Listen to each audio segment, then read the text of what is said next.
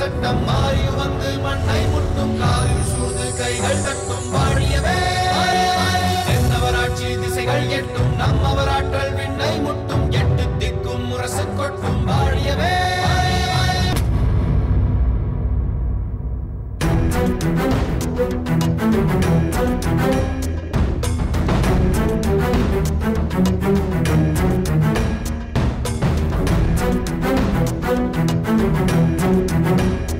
கருங்குழலி,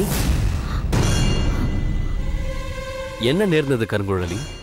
இவ்வளவு வேகமாக எங்கே போகிறாய்? மாமன்னரை சந்திக்க போகிறேன். அவரை நான் சந்தித்தே தீர வேண்டும். இந்த நேரத்தில் அவர் ஆலோசனை மண்டபத்தில் அமர்ந்து மந்திரி பிரதானிகளோடு நாட்டின் நிலையை பற்றி விவாதித்துக் கொண்டிருப்பாரே. அங்கேயே சென்று அவரிடம் முறையிடப் போகிறேன். அவரிடம் நான் சொல்லியே ஆக வேண்டும். மன்னரிடம் முறையிடப் போகிறாயா? கருங்குழலி, உன் முகத்தை பார்க்கும் பொழுது நீ எவ்வளவு ஆத்திரத்தோடு சென்று கொண்டிருக்கிறாய் என்பது எனக்கு நன்றாக தெரிகிறது. ஆத்திரக்காரனுக்கு புத்தி மற்ற என்பது உனக்கு தெரியாதா? இவ்வளவு கோபத்தோடு நீ மன்னரை காணச் சென்றால் அவரிடமே அதை வெளிப்படுத்தி அவர் கோபத்துக்கு ஆளாகி விடுவாய். தன்னை தான் காத்துக்கொள்ள வேண்டும் என்றால் தன் சினத்தை கட்டுப்படுத்திக் கொள்ள வேண்டும். இல்லாவிட்டால் அந்த சினம் தன்னையே கொன்றுவிடும். தன்னை தான் காக்கேன், சினம் காக்க காவாக்கா, தன்னையே கொல்லும் சினம் என்று நீ படித்ததில்லையா? நானும் அந்த திருக்குறளை நன்கு அறிவேன் இளவரசே. ஆனாலும் இனியும் என்னால் தாங்கிக் கொள்ள முடியாது என்ற நிலை ஏற்பட்டவுடன் மன்னரிடம் கூறுவதை தவிர வேறு வழியே இல்லை என்று புறப்பட்டு விட்டேன். நாடாளும் மன்னருக்கு நாளெல்லாம் வேலைகள் குவிந்து கிடக்கும் என்பது உனக்கு தெரியாதா என்ன? அவரிடம்தான் சொல்ல வேண்டும் என்பதில்லை, அவர்தான் பிரச்சனையை தீர்த்து வைக்க வேண்டும் என்பதும் இல்லை.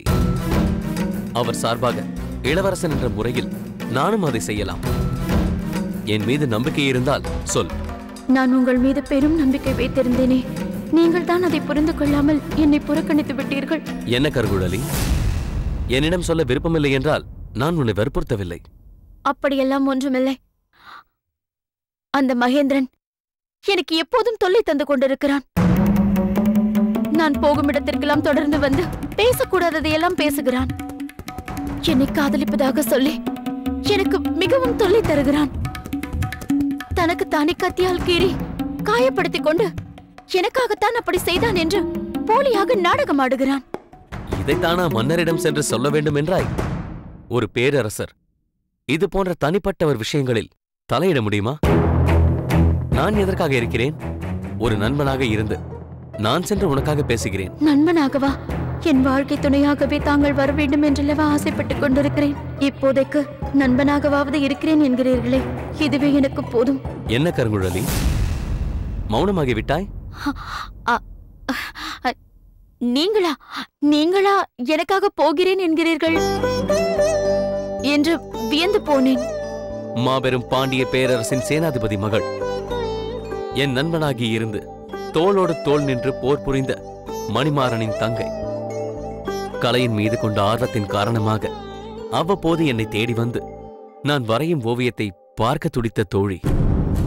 இப்படிப்பட்ட கருங்குழலிக்காக நான் இதை கூட செய்ய மாட்டேனா என்ன? ஆனால் அந்த மகேந்திரன் பண்பாடே இல்லாதவன். தங்களிடம் எப்படி நடந்து கொள்வானோ என்று எனக்கு தயக்கமாக உள்ளது. என்ன கருங்குழலி, இப்படி பேசுகிறாய்?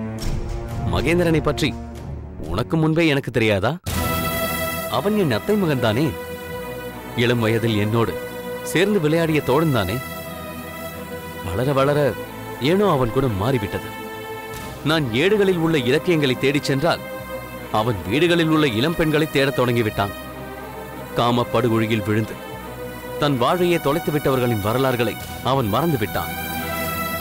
மதுவிலும் மங்கையர் மோகத்திலும் விழுந்து அந்த புறத்தில் மயங்கி கிடந்தவர்கள் தங்கள் நாட்டையே பறிகொடுத்து விட்டு ஒளிந்து மறைந்து வாழும் நிலைக்கு ஆளானார்கள் என்பதை நினைக்க தவறிவிட்டான். ஆனாலும் அவனுக்குள் அன்னை தந்த பாலின் பண்பு என்பது இன்னமும் இருக்கத்தான் செய்கிறது. அதனால் நானே அவனிடம் பேசி இனி அவன் உன் பாதையில் குறுக்கிடாமல் பார்த்துக் கொள்கிறேன். தாங்கள் சொல்வதை கேட்கும் பொழுது மனதிற்கு நிம்மதியாக இருக்கிறது. ஆனாலும் அவனை மாற்ற முடியுமா என்று சந்தேகமாக இருக்கிறது. ஏன் உனக்கு அத்தகைய சந்தேகம்? நான் உனக்கு வாக்களிக்கிறேன்.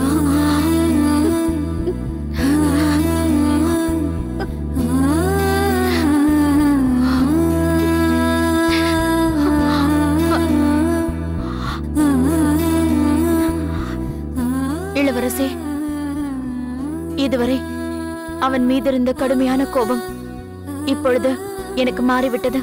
எப்படி? அவனை பற்றி தங்களிடம் சொல்ல நேர்ந்ததால் தானே உங்களுக்கு என் மீது எவ்வளவு அன்பிருக்கிறது என்பது புரிகிறது. நான் மகேந்திரனை சந்தித்து பேசிய பிறகு உனக்கு தந்த வாக்கை நிறைவேற்றி விட்டேன் என்பதை நீ புரிந்து கொள்வாய். நம்பிக்கையோடு இரு.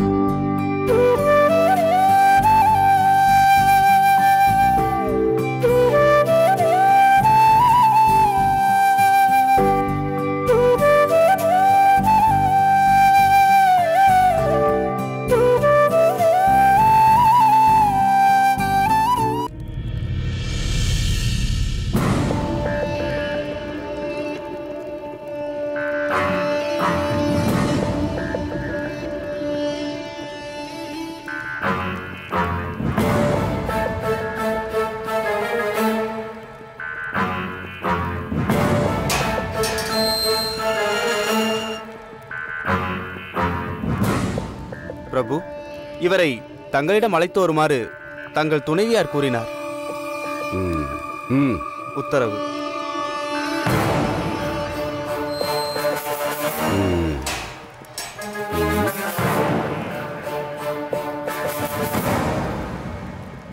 யார் நீ? ஏன் என்னை பார்க்க வந்தாய்? கேட்கிறேன் அல்லவா? ஏதும் பேசாமல் என்றால் என்ன பொருள்? சொல்.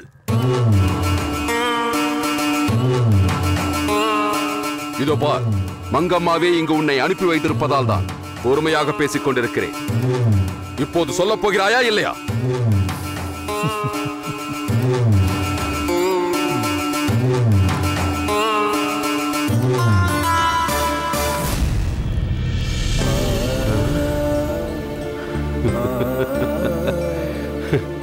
இருங்கோவே, என் அருமை நண்பா, நீதானா? நான் உன்னைத்தான் பார்க்கிறேனா? இல்லை, என் கண்கள் என்னை ஏமாற்றுகிறதா? இல்லை விஜய் பூபதி, நானேதான். உன் நண்பன் இருங்கோவேளேதான். இங்கு வளவன் என்ற உழவன் வேடத்தில் வந்து இவ்வளவு நாட்களாகியும் இப்பொழுதுதான் உன்னை சந்திக்கும் வாய்ப்பு எனக்கு கிடைத்தது. இருங்கோவே நண்பா, இருங்கோவே நண்பா, என் நண்பா.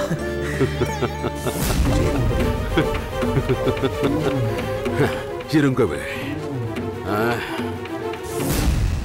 ஆமாம், இப்போது என்ன பெயர் சொன்னாய்? வளவன் என்று சொன்னேன். என்ன? அப்படியானால் பெருந்தேவி வீசிய கட்டாரியை தடுத்தவன் நீதானா? நானேதான். ஏன் ஏன் அப்படி செய்தாய்? ஒரு பெரும் சபை நடுவே அரச பரிவாரங்கள் அத்தனையும் சூழ்ந்திருக்கும் இடத்திலே கட்டாரியை வீசி கரிகாலனை சாய்க்க முயன்றிருக்கிறாளே என் அருமை தங்கை பெருந்தேவி. அது நடந்திருந்தால் நமது நோக்கம் நிறைவேறி இருக்குமே, மிக எளிதாக வெற்றி கிடைத்திருக்குமே. நீ ஏன் குறுக்கே புகுந்து அதை தடுத்தாய்? விஜய் பூபதி, கொஞ்சம் சற்று நிதானமாக யோசித்துப்பார். பெருந்தேவியின் மீது கட்டாரி பாய்ந்து கரிகாலன் மாண்ட பிறகு இங்குள்ள வீரர்கள் அவளை பிடித்துக் கொள்ள மாட்டார்களா?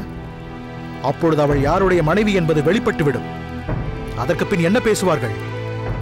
இருங்கோவேல் ஒரு கோழை, ஒரு பெண்ணை, அதிலும் நோயாளியான தன் மனைவியை அனுப்பி கரிகாலனை சாய்த்து விட்டாள். இதுதான் வேளிர் குலத்தின் வீரமா என்று பேச மாட்டார்களா? வேளிர் குடிக்கு இதனால் ஏற்படும் களங்கம் காலத்திற்கும் நிலைத்து நிற்கும் விஜய் பூபதி.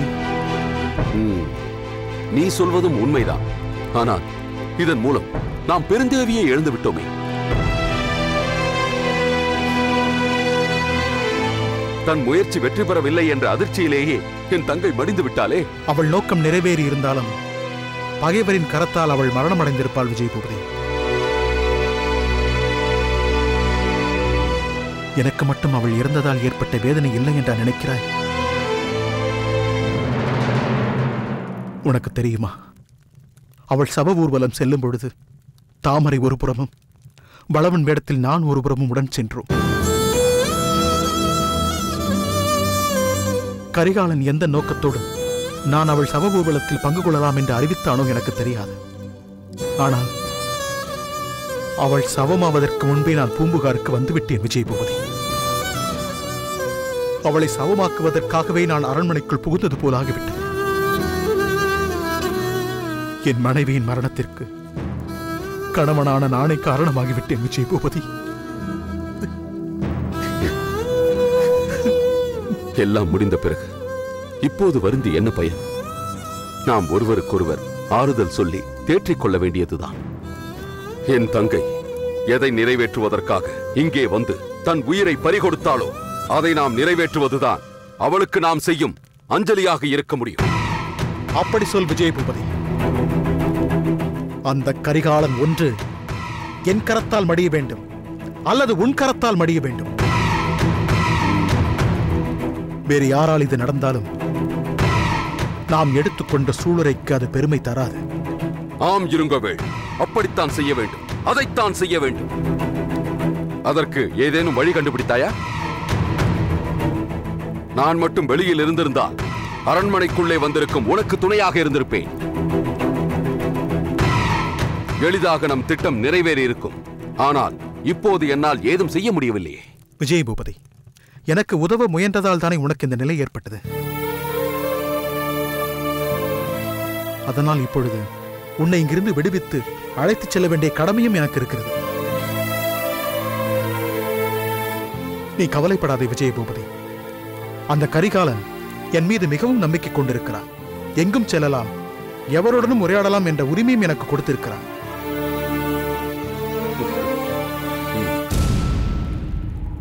அதை பயன்படுத்தி எப்படியாவது அந்த கரிகாலனை அழிப்பேன்.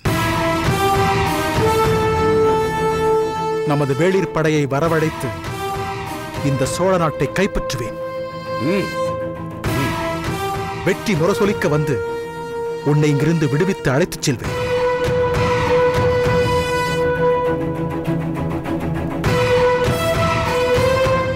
அதுவரை நீ கொஞ்சம் பொறுமையாக இரு. நாம் மறுபடியும் சந்திப்போம். நீ உன் உடம்பை பார்த்துக்கோ.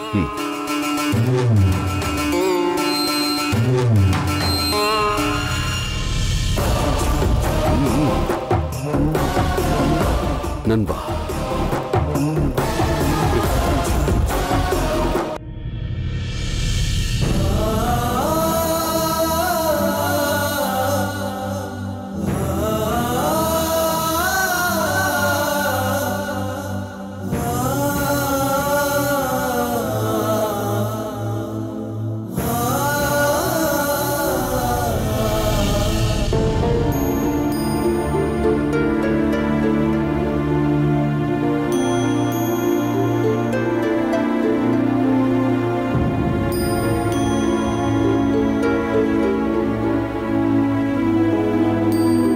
தாமரை, இப்படி ஒவ்வொரு முறையும் உணவு வரும்போதெல்லாம் வேதனையோடு அதை பார்த்தபடி அமர்ந்திருந்தால் எப்படி? ஏதாவது உணவு சாப்பிட்டால் தானே நாம் செயல்பட முடியும். நமக்காக இந்த உணவை கொண்டு வருபவர்களுக்கும் மகிழ்ச்சியாக இருக்கும். எனக்கும் புரிகிறது. ஆனால் உணவுக்கு முன்னால் அமர்ந்த உடனே அன்னையின் நினைவு வந்து விடுகிறது.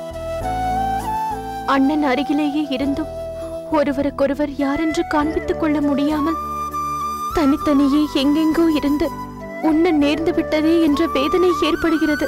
இப்படியே நினைத்துக் கொண்டு ஒவ்வொரு வேளையும் நீ சரியாக உண்ணாமல் இருந்தால் உடல் நிலை என்னவாகும்? நான் பிறகு உண்கிறேன். நீங்கள் சென்று உண்ணுங்கள். நீ உண்ணாமல் நான் உண்ணப் போவதில்லை.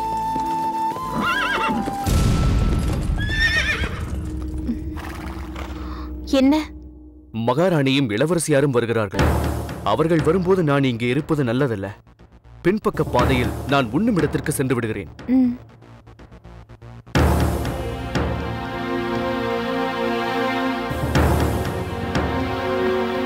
வாருங்கள் மகாராணி, வாருங்கள் இளவரசி. நீங்கள் இருவரும் இங்கு வருவீர்கள் என்று நான் எதிர்பார்க்கவே இல்லை. தயவு செய்து அமருங்கள் மகாராணி. தாங்களும் இப்படி அமருங்கள் இளவரசி. இருவரும் என் வணக்கத்தை ஏற்றுக்கொள்ளுங்கள். வணக்கம். தாமரை, ஏன் இப்படி பதட்டப்படுகிறாய்? எதற்கு இந்த சம்பிரதாயம் எல்லாம்? நீ தனியாக இருக்கிறாயே, உன்னோடு சற்று நேரம் உரையாடிக் கொண்டிருக்கலாமே என்றுதான் வந்தோம்.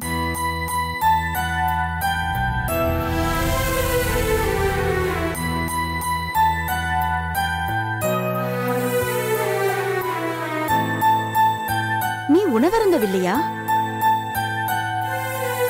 உனக்காக கொண்டு வரப்பட்ட உணவை நீ தொடவே இல்லை போல் தெரிகிறதே. ஏன்? அது அது காரணத்தை நான் சொல்லட்டுமா? உணவில் கை வைக்கும் போதே அண்ணியுடன் எப்படியெல்லாம் பேசி விளையாடியபடி உண்டோம். ஆனால் இன்று அவரில்லாமல் இப்படி உண்ண நேர்ந்துவிட்டதே என்று வேதனைப்படுகிறாய், அப்படித்தானே? உன் அண்ணன் அருகில் இருந்தாலாவது அண்ணி இல்லாத குறை நீங்கும். அவரும் இல்லாததால் நம் வாழ்க்கை இப்படி வெறுமையாகி விட்டதே என்று வருந்துகிறாய், அப்படித்தானே? தாங்கள் சொல்வது உண்மைதான் இளவரசி. நான் இளவரசி என்றால் நீ யார்? நீயும் ஒரு இளவரசி தானே. பிறகு எதற்கு அப்படி அழைக்கிறாய்? வேறு எப்படி அழைப்பதென்று புரியவில்லை. என் பெயர் மலர்கொடி. அந்த பெயரைச் சொல்லி அழைக்கலாமே. அது எப்படி? நீங்கள் வேண்டாம், நீ என்றே சொல். அம்மா, நான் சொல்வது சரிதானே? சரியாகச் சொன்னாய் மலர்கொடி. என் மகள் சொன்னதை கேட்டாயல்லவா தாமரை? இனி நீயும் என் மகள்தான். இருவரும் நல்ல சகோதரிகளாக நெருங்கிய தோழிகளாயிருங்கள், சரிதானே? இப்படி உட்கார். நீ இங்கு வந்து எங்கள் அரண்மனையில் இருக்கும்போது உணவருந்தாமல் இருந்தால் பார்ப்பவர்கள் என்ன சொல்வார்கள்? நாங்கள் உனக்கு வேளைக்கு உணவு கூட தருவதில்லை என்றல்லவா பேசுவார்கள்.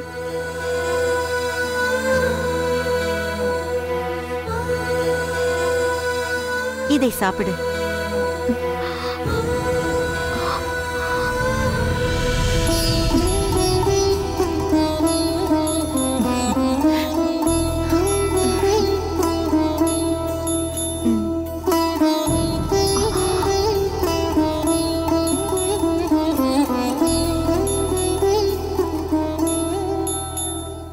என்னம்மா? என் அண்ணியின் கையால் உண்டதற்கு பின் உங்கள் கையால் தான் இனிப்பு உண்கிறேன். என் அண்ணிக்கு பிறகு என்னிடம் இப்படி தாய் அன்பை காட்ட யாரும் இல்லையே என்று நினைத்தேன். அந்த குறையை நீங்கள் நீக்கிவிட்டீர்கள். தாமரை, உனக்கொன்று தெரியுமா? நானும் வேளிர்குடியை சேர்ந்தவள்தான். உண்மையாகவா சொல்கிறீர்கள்? ஆமம்மா, நான் நாங்கூர் வேளாரின் மகள். இதோ பார், இனி நீ எப்போதும் இப்படியே இங்கு அடைந்து கிடக்க கூடாது.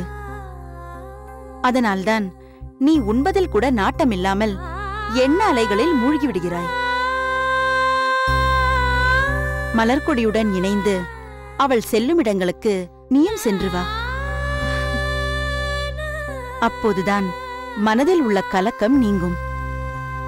ஆமம்மா, நான் சகோதரியை இப்பொழுதே என் அந்தப்புறத்திற்கு அழைத்து செல்கிறேன். வா தாமரை.